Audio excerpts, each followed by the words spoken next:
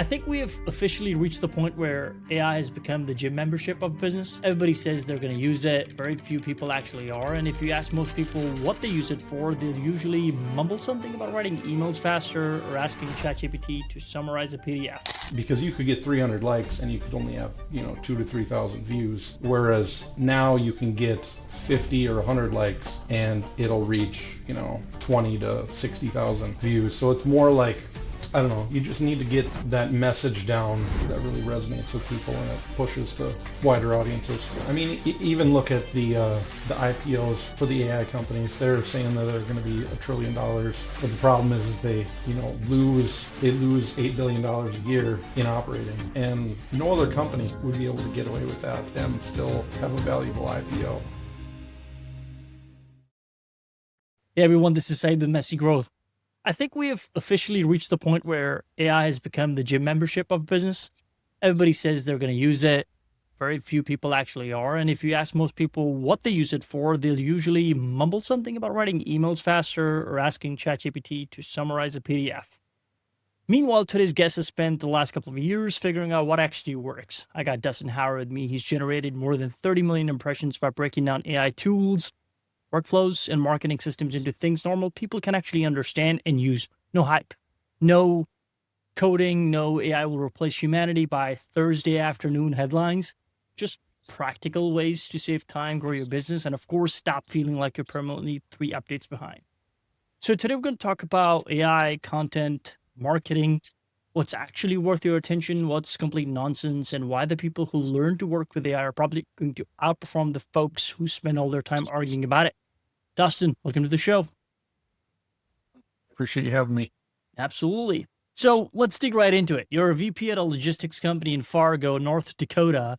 You have 31 million LinkedIn impressions. Those 2 sentences don't belong in the same paragraph. How did that happen? Sure. Yeah. So, I grew online in the last few years. I worked in logistics, worked in sales initially here, worked my way up to a VP. But social media had always interested me on just, posting online, developing a voice, kind of learning your own personal sales pitch, so to speak. And then AI, I've used it so much in my day job in content creation that it just seemed natural to teach people what I'm doing with it on a daily basis. You said it's natural for you to teach people and you talk about social media at the same time. You got to feel like that AI has put social media on steroids in a lot of ways, which is now it's a lot easier to create content. And for folks who are good with words and some who are not good with words, but a lot of good thoughts, it's a lot more easier for them to go ahead and distill and dissect that for folks that they want to share that message with. Oh yeah. Yeah. I mean, what I've noticed, so before AI, what I would do is find what works, test it out, share even other people's posts, from other platforms, Reddit, Pinterest, I've really found works well in terms of like pre-validated stuff. And if there's any sort of like watermark or, I know the person that posted it, obviously you tag them in there, just give them credit for it. Yeah. But you share what works on other platforms and you figure out what works on LinkedIn, on Facebook, whatever you're trying to grow on. And then from there, once you've figured that out, then you create content that's similar to it, but in your own voice, in your own, and I've got a graphic design degree also. So it helps me, create visuals that tend to appeal to a wide audience. So so from there, before AI, I was doing that. And now after AI, it's just so much easier to identify what's working and then to just, create captions, posts at scale once you've trained the AI to speak the way that you do. So now it's just like in bed, I can create and test something on different platforms. And then that would take me 5 minutes to still reach, 100,000 views. So it's just kind of crazy how it's scaled up. You know, you don't get to 31 million impressions, I'm presuming, without knowing how the platform works. That means there's something that you've figured Sure. out. So on It that is. essence of LinkedIn, considering talking about that, that's where we met. Um, what works on LinkedIn? Because it seems like everybody has figured out everything or their shit figured out on LinkedIn, but I'm just curious to hear what exactly is it that is the right level of mix that just works for that particular platform. Sure. Yeah. So what I've found works.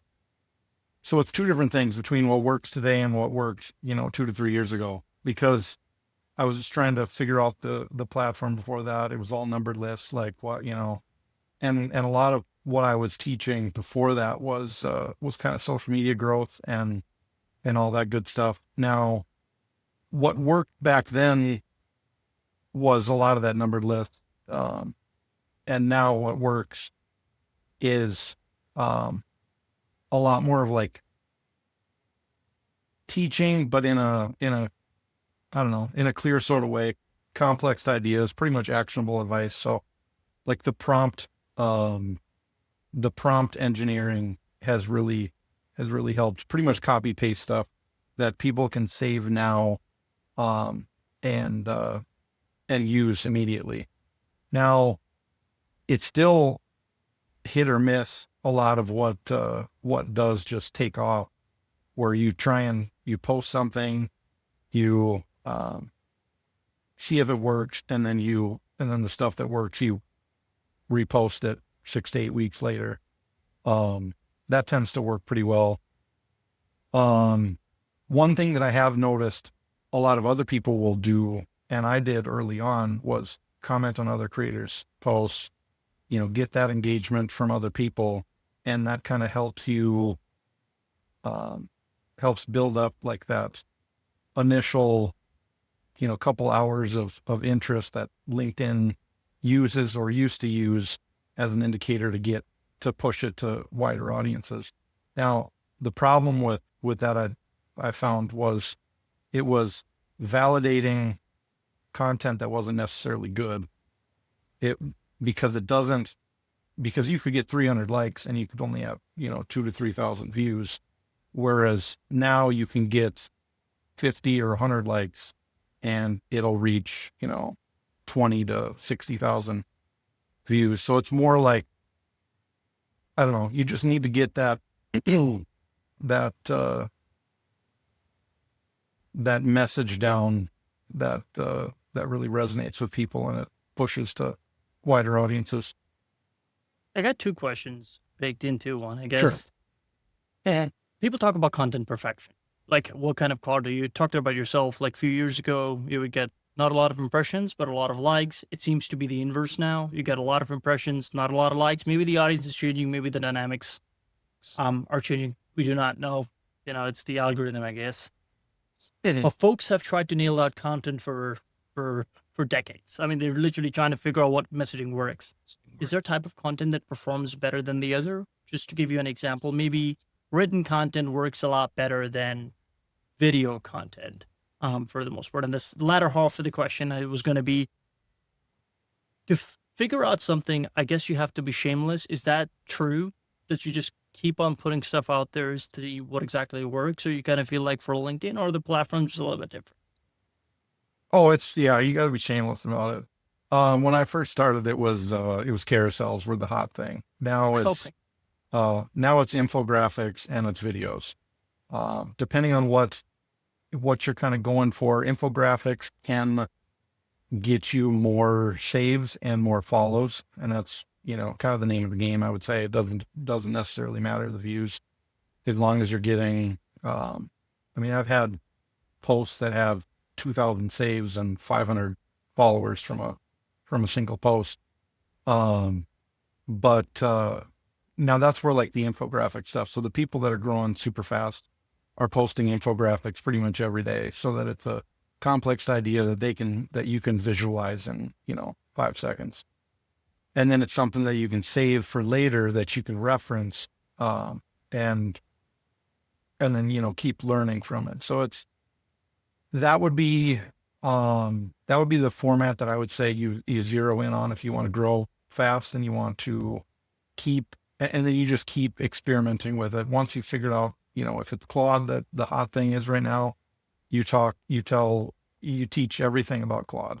And then you keep pushing whatever AI you're using to keep giving you basically adjacent topics to that. So it's Claude is your main focus, and then you drill down to like one specific thing. Maybe it's projects, maybe it's Claude code, and then you drill down even more where it's like the commands, the quick commands for Claude code.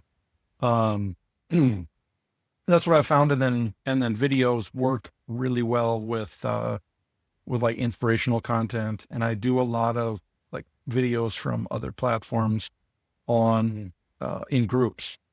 And I mean, between that and like quote posts, you can pretty much view farm on LinkedIn. I'll get the majority. I mean, like every week I'll have a post in groups that will do 2 to 5,000 likes, 150 to 200,000 to up to 300,000 views. And then you don't get as many followers from those things, but you'll get, 20 to 30 followers from some of those posts. So it kind of fills in the gaps when you're trying to grow. I want to say something, which is a lot of the content that seems to be on LinkedIn, to me at least, to my eyes, seems very performative. You would have a influencer, for a lack of a better word to use here, say some of the most generic shit that is out there, and folks treat it as second coming of Jesus. I get it. They have built that audience. They have the ability to go ahead and regurgitate it. But to use what we call in the I don't know if you're a person who watches a lot of movies, but there's somebody who says that indie movies, the definition of a good indie movie is dependent on how shitty it performs at the box office. Is it the same for the content as well? Which is, if it's really insightful and folks have really put thought into it, the indicative of that being a good post is because it's not going to perform really well out there with likes and comments, or you kind of feel like it just depends on the person who's pushing that out there. It really does depend on the person, I would say. Um, I guess both ways, because when I first started, um, it used to drive me crazy when somebody that has 50,000 followers would post a quote and then literally just their caption was agree question mark. And they would have like 2,000 likes on it. And I'm like, if this is what content is, I don't want to do it. Like it defeats the purpose. But I have noticed it, especially on Facebook, because it's harder to, create secondary accounts on LinkedIn than, try and grow other personal brands or, even company pages on LinkedIn. But um, on on Facebook, I've found it's a similar audience. It might be a little bit older, but I have posted things that worked well on LinkedIn, like something I've gotten 5,000 likes on. I got 1,500 likes on a page that had 3 followers. So it was something that, blew up. It got me 130 followers just from that in about a week old account. I had 10 other posts before that. And, yeah, I got 150,000 views. So it kind of depends. I would say if the content is really good and it hits that first initial wave that enough people like it, it'll blow up regardless. Mm. I've been talking about this. LinkedIn algorithm rewards consistency, but consistency is just volume over time, I guess. What separates the people who post consistently and stay invisible from the ones who actually break through, like you just mentioned? Sure. The people that are consistent without finding a pattern of what works and just like diving into the analytics. Cause I mean, you can go service level and look at views and say, okay, well, the algorithm likes this, so I'm going to post more of this. But if it doesn't get you followers, saves, shares, like, or even, inbound DMs. Another thing now is pretty much every post I do has my newsletter link to it. And I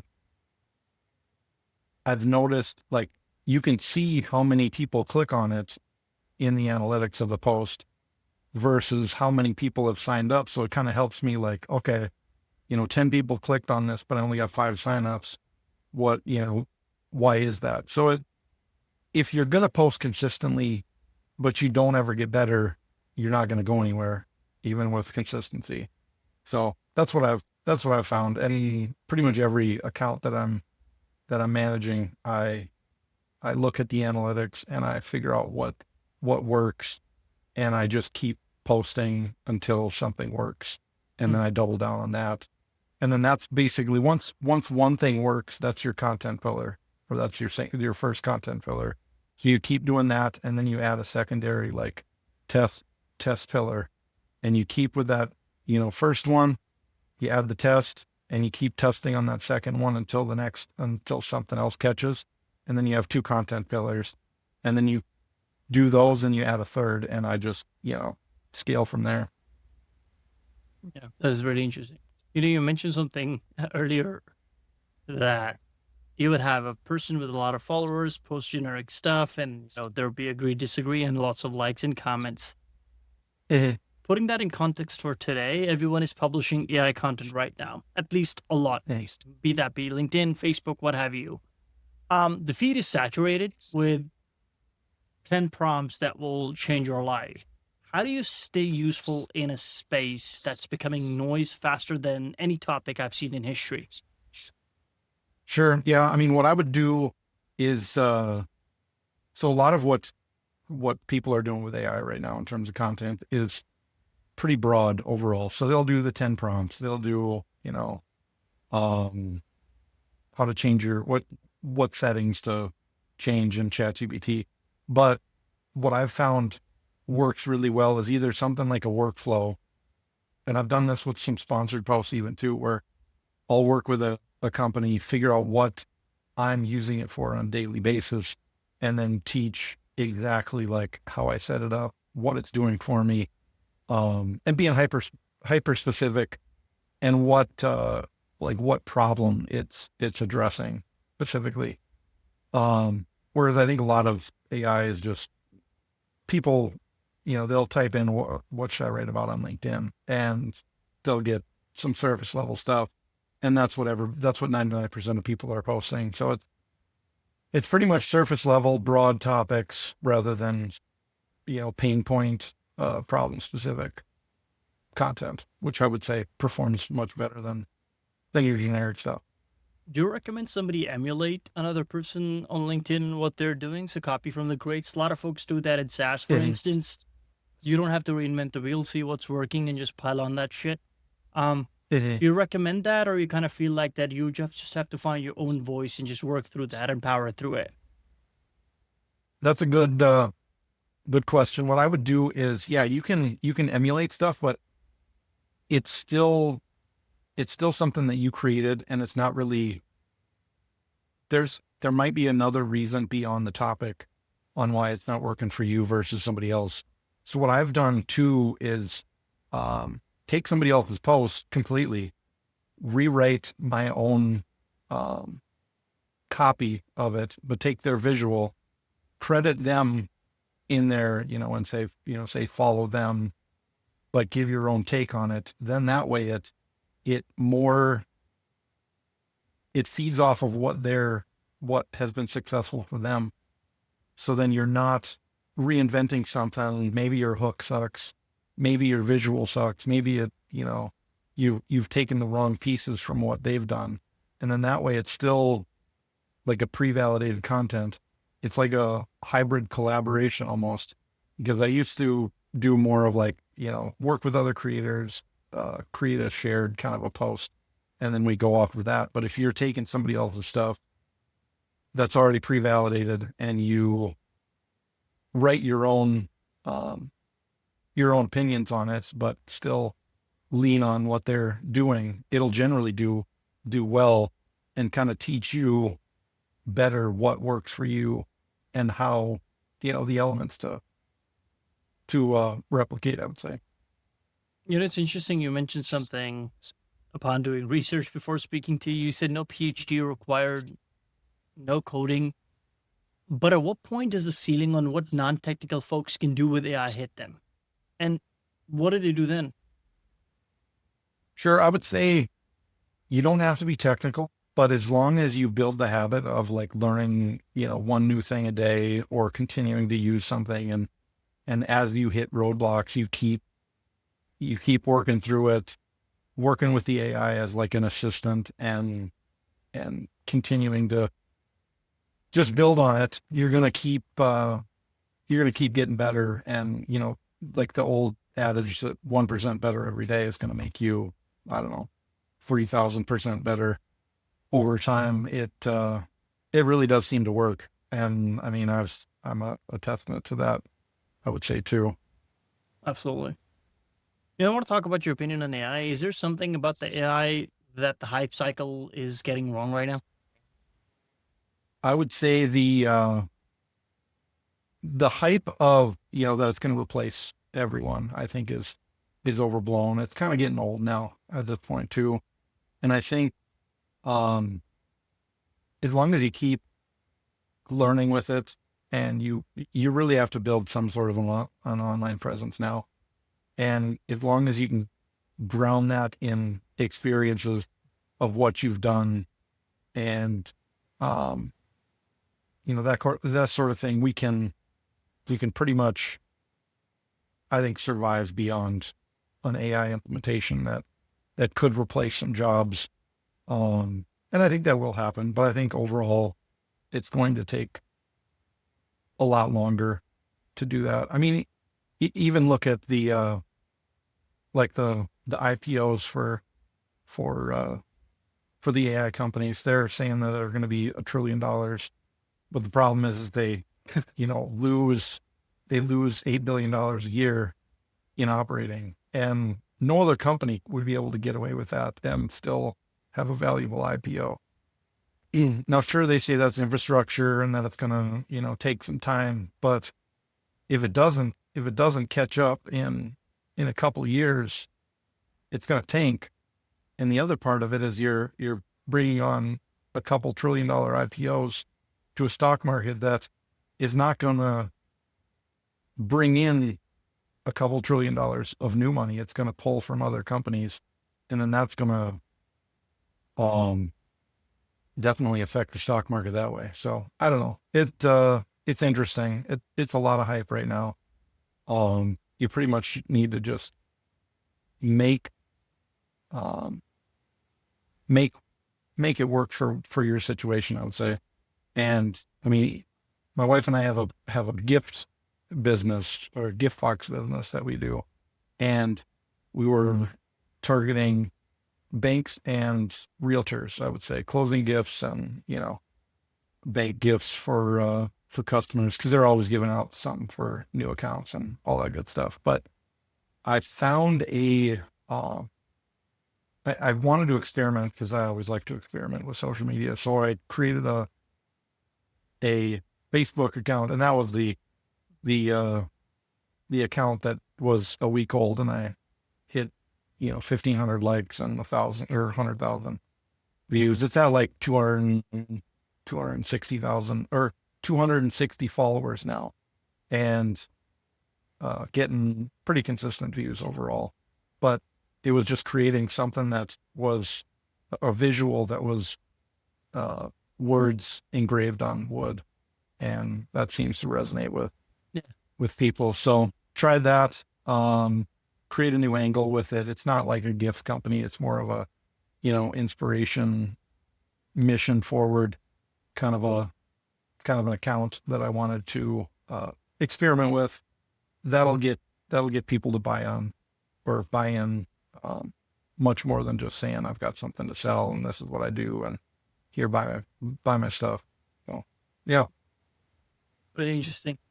I mean, I want to talk about this. You mentioned your gift business. So you have a day job, a Mhm. newsletter, a media company. You mentioned the gift company and a cleaning company that you ran for 5 years. At what point does diversification become distraction? Sure. Yeah, I agree. I would say, so the other part is LinkedIn is pretty much autopilot for me at this point. Mm. It, um, I've got such a catalog of content that I can create, or I could schedule out my stuff probably to the end of time.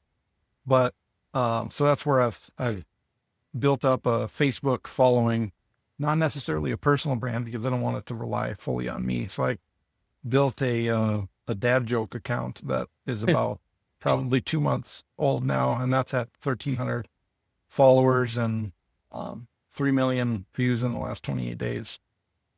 So it's yeah, I mean, so pretty much I'm creating accounts that I have an end goal of like the products and merchandise that I can create from there. And then the monetization money is going to be just, just secondary. So pretty much dad joke stuff. I'm thinking calendars, um, joke books. Mm. I don't know, maybe t-shirts, probably not t-shirts, but, but just, creating something like that, an asset that I can continue to build on the side without my face. I mean, I could even sell it in the future or have my kids run it or, whatever I want to do. So I would say if I had to get rid of everything and just zero in on one, it'd probably be LinkedIn because it's already built. But otherwise I see probably more potential with the dad joke thing because it doesn't rely on me and it's probably growing faster than my LinkedIn even right now at this point. So it's, Fingers crossed. I hope I hope know. it blows up in the nicest way possible. Right. Yeah, exactly. Thank you. So, talking about LinkedIn growth, that's your thing. Well, that's a platform you don't own naturally. What happens to everything you built if the algorithm changes dramatically in another direction? Sure. Yeah. What I've done is try and grow a newsletter and everything in the past. LinkedIn really throttles your views and reach. I would say if you had some sort of an outside link. Now in recent history here, they've changed that where you can have an outside link. And one thing I've noticed, so I have DustinHauer.com built up for my newsletter landing page where it's like you get the lead magnet, you sign up right there. Most of LinkedIn's links that you share are shortened and have like a LinkedIn deal. Now with mine being as short as it is, it doesn't shorten that at all. So it's kind of nice where it's not like a LinkedIn pass through. You just click on it and it goes to my website. So I would say something that's not like a subdomain is pretty nice. And it, adds in that trustworthiness because you know where you're going rather than, when you click on a link, you don't know exactly where it's going to. But I would say continue to build off platform, build a newsletter, have a lead magnet that entices people to give their email, and keep doing that. And it's fascinating to hear and talk to folks that are in different parts of the world. It's interesting that you're in Fargo. Does location still matter for this kind of work, or has that barrier genuinely just collapsed for the most part? I would say for LinkedIn, it doesn't matter. For platforms that do pay you for views, like Facebook, Instagram, YouTube, it does depend. Facebook does incentivize accounts that are based in the United States. The other part of it is the amount or the views that you attract. So if it's US, Canada, UK, Australia, all those are kind of their A tier of views. So they're worth more than views in other parts of the world. The advertisers will pay more for those. So pretty much it depends on who you're attracting. So even if you're in China or in Poland, as in your case, it doesn't really matter where you're at if you're attracting the right views to advertisers. And then on the flip side of it, if it isn't about the views, the locations of the views that you're going after, and you just are selling a product, then it really doesn't matter at all. Interesting. One of the advice that I've heard people give time and time again, and I really enjoy listening to it, They ask, hey, how do you get into shape? And I have a buddy, he's an athlete. And they ask you, like, dude, what's the secret? It's like, what do you do? Is it that you wake up early, you work out in the morning? Is it intermittent fasting? Is it not eating, drinking like fizzy, like soda or whatnot? It's pretty simple, actually. You don't eat crap and you work out. And if you can add in a lot of walking in your day, that's it. And, folks are mostly dumbfounded. They're like, what do you mean? You don't take vitamins? You don't take protein? You don't drink protein shakes? You don't take creatine before, like, no. Mm-hmm. You literally just eat clean as much as you possibly can, work out as much as you possibly can, and add in walking. If it's an hour a day, 30 minutes a day, and that's it. So coming to that and trying to join it with what you do, what does somebody who wants to build something similar to what you have built actually need to hear that they're probably not ready for, similar to the example that they would be dumbfounded with getting? Yeah, everybody's looking for the magic bullet. I would say it's the same as, and that's why, it's always worked so well to market for, weight loss and everything, because everybody wants to believe, they know it's not possible, but they still want to believe in the back of their mind that, a pill is going to cure everything for them, or one specific habit is going to cure everything for them. But, yeah, I mean, what I do is, one thing you really do need to do is if it's social media and growing anything, you need to set limits to it because it can take over your life. But because what I do is I, look at content, I look at what my own content is doing, and then and then I just keep trying to make it better. Now, the majority of advice out there is just teach what you're good at and consistently do it. And because, everybody's built up skills and knowledge and expertise over time. The problem with that though, is that the majority of those people don't know how to translate that into content that people actually are interested in.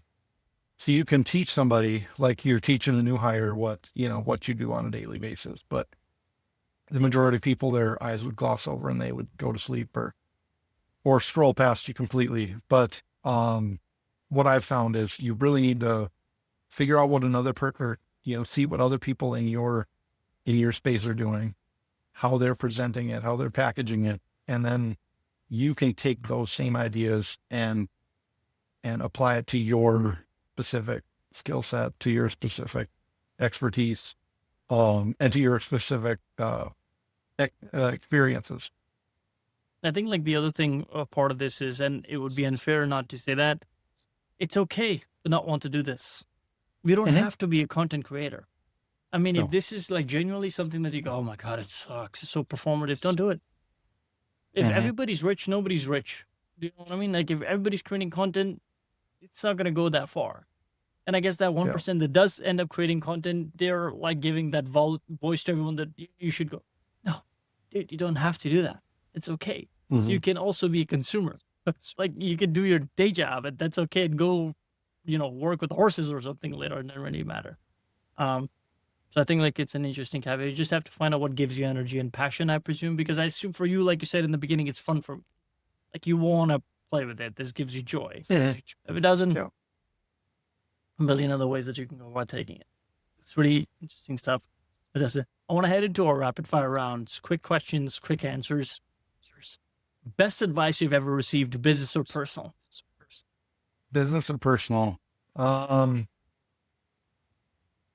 would say just so early on in my 20s, I would binge the self-help, self-improvement kind of stuff, but really developing the habits that you do on a daily basis, no matter what you want out of it, you need to figure out what the end goal is, but drill it down into what, daily inputs are going to feed into that. So that's what I've done. Interesting. And on the flip side, advice you ignored or wish you'd listened to? Get on social, get on YouTube. I've still got to work on that, but keep kicking myself for not doing that sooner. But it's I mean, it's been fun. It's been everything that I've thought it would be, and even more. So Waiting for you to be on YouTube. I think it should be fun. yeah, We could have you back on explaining how to do that part as well. True. Yeah. I watch enough of it that I'm like, yeah, it's just got to be on there. What would you tell your younger self, say 7 to 10 years ago? Um, Probably the same thing, just because social media and content creation is like a journey of self-exploration, I would say. It's not the, the vanity or the, Mm. getting up on your soapbox and trying to teach people. It's learning like what you value, what you have to say and how to say it better for to present yourself better in the world. Because even the people that aren't on social media or aren't on TV, everybody's presenting themselves, whether they like it or not. I mean, in every conversation, in every networking event, in every business meeting, you're presenting yourself in a positive or negative light. So you need to figure out what you're doing there, how to get yourself better, and keep going. Interesting stuff. Is there an ongoing challenge in your current work that keeps you up at night? And in logistics, probably missed pickups or failed deliveries on time. That's a never-ending thing, but not too bad. And Not then I too would bad. say overall in social media, it's always chasing the next high, I would say, probably. I was That's a expecting drug that all of its, us. on its own. Yeah. Absolutely. Your favorite restaurant meal or spot in Fargo? Uh, Probably the tavern, and I like the tavern club there. That's really that's really good. What do you like there? The club sandwich with waffle fries. That's my go-to, I would say. Is it better than Chick-fil-A? The waffle fries? Mm, Probably. Interesting. Chick-fil-A is kind of like it's more fast food, so it's not really a sit down Well, spot. So I don't know. Yeah, judging by the prices of the spicy chicken sandwich, I don't know if it's any fast food anymore. that's true. Yeah, it might be fast, but it's not cheap like what it Sure. used to be. Yeah. Is there one tool that you swear by and cannot live without? One tool. I mean, I've been using buffer.com since the beginning of my content Buffer. creation, just because it schedules everything out. I can pull from past posts. It's so much easier to just, scroll back on the calendar rather than go onto LinkedIn and try and figure out, old posts. And yeah, so that's really helped me kind of scale and develop more of a rhythm and keep recycling content that performs well. And a lot of times it keeps working. I don't know. Well, whatever you're doing, it's obviously effective and it's working. So, Mhm. cheering from the sidelines. This has been fantastic, Dustin. Tons of notes. It's always helpful to kind of like learn from other people's experience. Where can listeners find you? You can find me on LinkedIn primarily at basically linkedin.com/in/Dustin Hauer. Yeah, that would be the one place. Everywhere else, I'm trying to just grow in silence, not use my personal brand at all, and that way it shows the system rather than any sort of shared authority. I like that. Any upcoming project launch or talk that you're excited about?